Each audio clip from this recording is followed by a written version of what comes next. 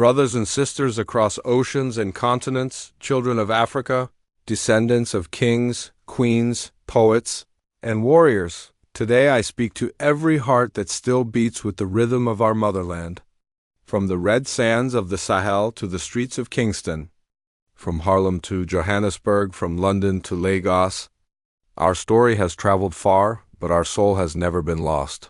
For centuries, we have been told that our worth depends on others, on the systems they build, the histories they write, the borders they draw.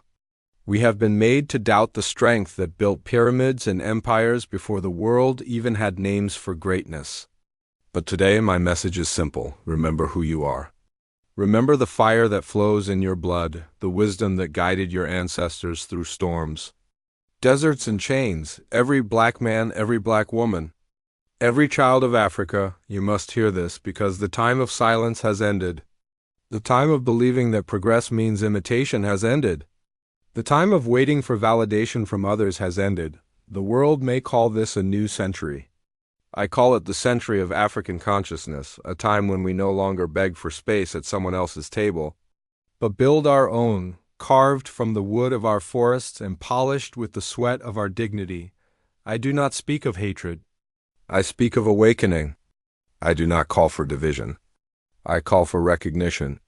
Recognition of what was stolen, yes, but more importantly, recognition of what still lives within us, the unbreakable, unstoppable spirit of creation. When I travel across Africa, I see not poverty, I see potential. When I meet our youth, I see not despair, I see destiny. The world calls us developing nations, as though we were children in need of guidance. But tell me, who developed the world's wealth? Whose gold filled their treasuries, whose labor built their cities, whose knowledge of the stars guided their sailors across unknown seas? We are not the unfinished story of mankind. We are the authors reclaiming our stolen chapters. To every black person living far from the motherland, in the Americas, in Europe, in the Caribbean, I say this with love and conviction: Africa is not a place you left. It is a pulse that still beats within you. You carry her in your laughter, in your rhythm, in your resilience. You are the branches of a tree whose roots still drink from the same sacred soil. The world has tried to tell you that your connection is broken, that your identity must be defined by someone else's approval. But I tell you today, no chain can erase a lineage that was written in the stars. You are Africa's ambassadors, not its exiles. You are not the forgotten children. You are the voice of her memory echoing through foreign lands, the forces that once divided us. Colonialism, slavery, borders drawn in arrogance, have not disappeared completely. They have simply changed their shape. They wear the mask of economics, the disguise of culture, the language of modernity. But their goal remains the same: to make the African forget his power, to make the black woman question her beauty, to make our youth measure success by imitation instead of innovation. I say no more. We will not accept systems that profit from our suffering and then pity us for it. We will not accept to be the world's resource and its afterthought at the same time. And to our brothers and sisters abroad, know that your struggle, whether in the streets of Chicago or the townships of Cape Town, is not separate. The fight against oppression in one land echoes in all lands. When one of us stands, all of us rise. Do not be fooled into believing that progress is granted, progress is seized. It is not offered by those who benefit from your weakness. It is demanded by those who finally remember their worth. And that, my brothers and sisters, is why every black person, every person of African descent must listen, not to me as an individual, but to the message of awakening that flows through Africa today. We are living through the rebirth of a continent that refuses to remain silent. Africa is not rising because the world allows it. Africa is rising because her children from every corner of the globe are hearing the same ancestral call: enough. Enough of being divided by language, tribe, or geography. Enough of waiting for permission to dream. Enough of apologizing for existing in brilliance. When you walk through the world, hold your head high, not in arrogance but in remembrance. You are the descendant of people who built civilizations while others still searched for fire. You are the living proof that survival can be elegant, that resilience can be royal, but we must go beyond pride. Pride without purpose is noise. What Africa needs, what the Black world needs, is unity with vision, purpose with plan. We must rebuild what was broken not through vengeance but through wisdom. We must educate our youth not to imitate others but to innovate for themselves. We must stop selling our genius for cheap applause and start investing it in our future. For too long, the image of Africa has been painted by those who fear her strength. They call us unstable, corrupt, chaotic, yet it is our minerals that stabilize their economies, our cultures that inspire their art, our labor that builds their technology. The hypocrisy of the global order is not our shame. It is their mirror. They say Africa is poor, yet every empire on earth has grown fat on her wealth.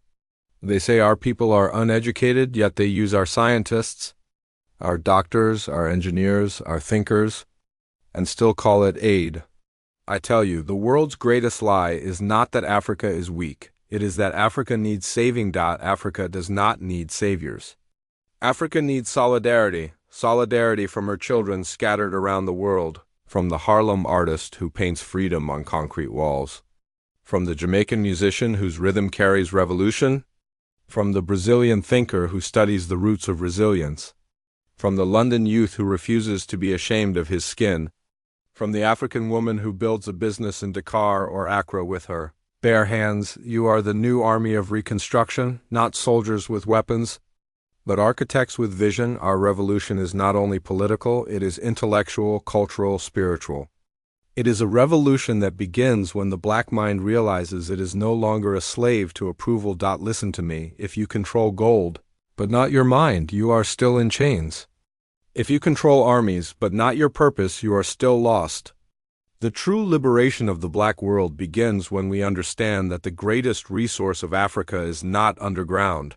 It is within our people. And that is why education must become our battlefield.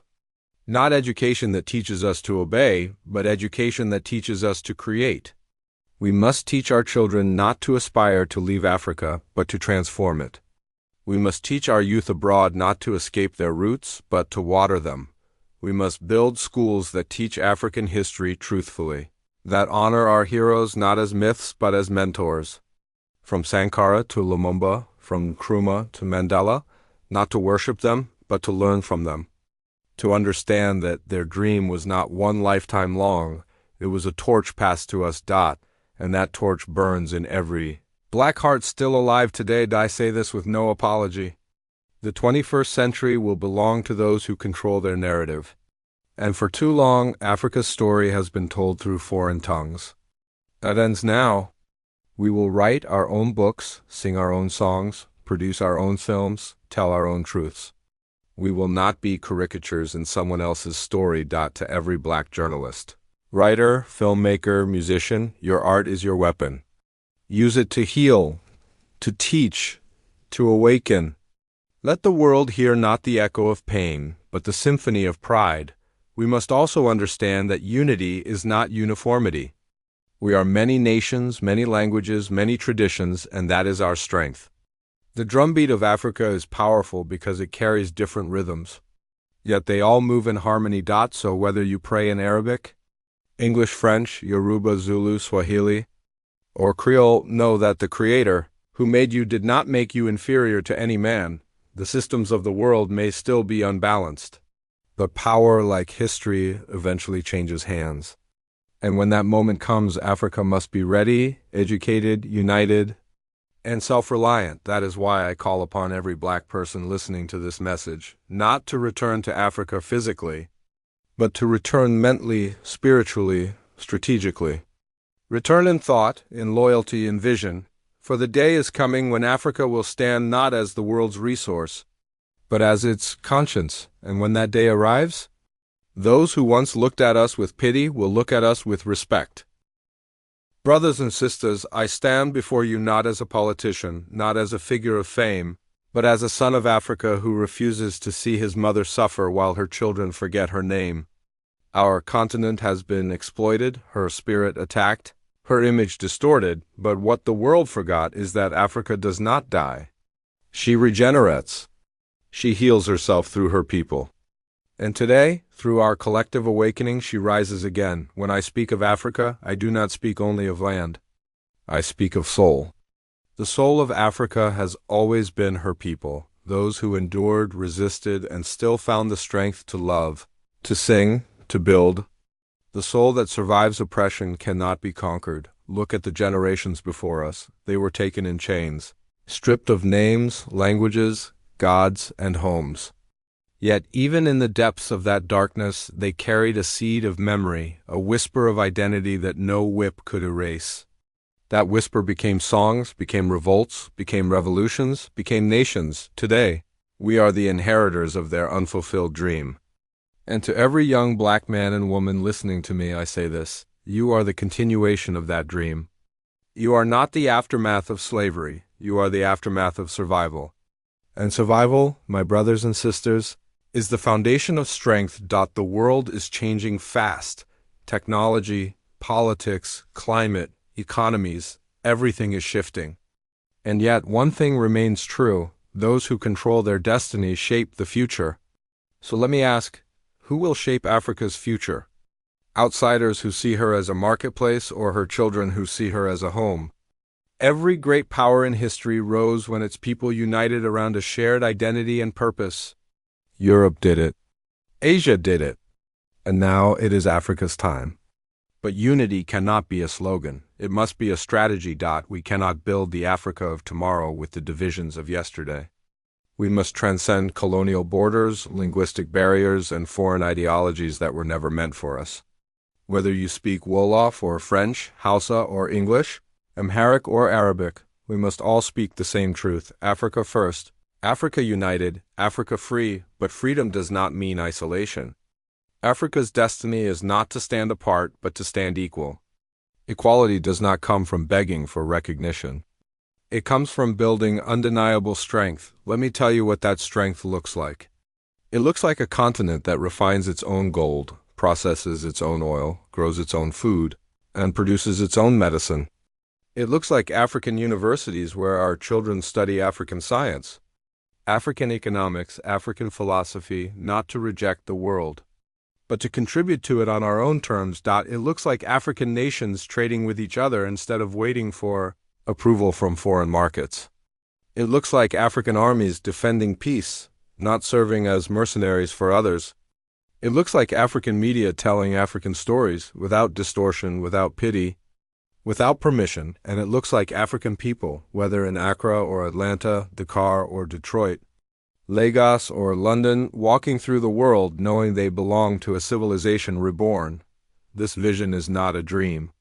It is a blueprint. But blueprints mean nothing without builders.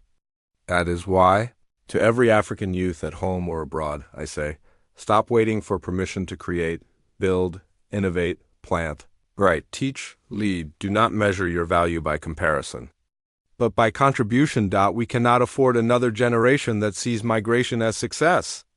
The true measure of success is transformation, transforming your community, your nation, your continent. The world fears a confident Africa, not because she threatens, but because she reminds.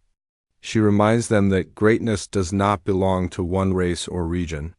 She reminds them that humanity's roots are black.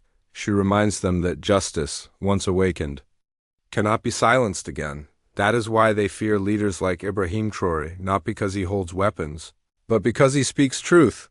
Truth is more dangerous to oppression than any bullet. When a young African leader stands up and says, "We will no longer be puppets," the whole world trembles. Because they know when one African nation stands with courage, others begin to remember who they are too. That is the power of example. And that is why I say, listen to this message not as a political statement, but as a spiritual awakening.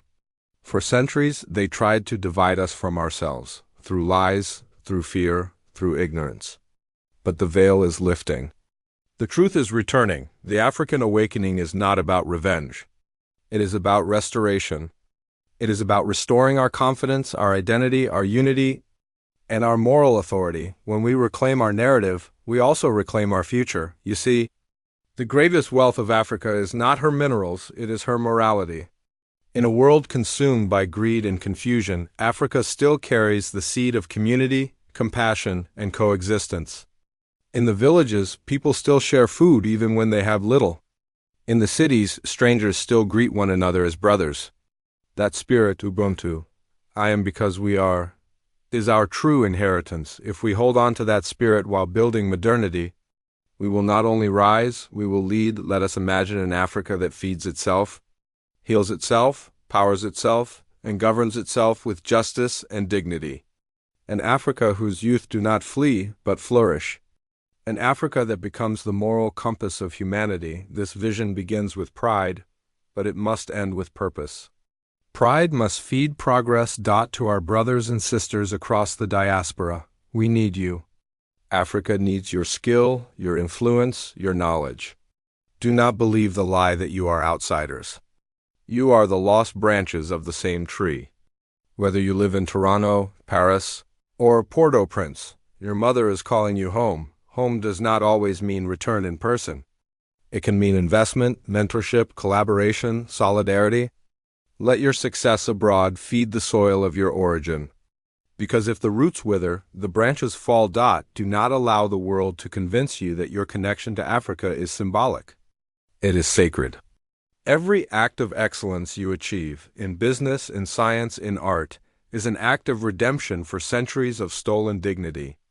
You are rewriting history with every victory, but do not forget the millions who still suffer, whose potential is still chained. The true revolution is not complete until every African child can dream without fear and live without hunger. This is not just a political duty, it is a moral one. For too long, Africa's destiny was written in foreign capitals. Now it must be written in our hearts, in our homes, in our languages. Let us build alliances among African nations, real alliances, not symbolic summits. Let us strengthen our continental trade, our defense, our technology, our currencies. Let us speak to the world not as dependents, but as partners, and when we speak, let our message be one of peace, but peace built on dignity, not submission. For the world to respect Africa, Africa must first respect herself. When we stop selling ourselves cheap, they will stop buying our silence. I say to every African leader, the time of compromise is over. The time of courage has begun. Leadership is not luxury.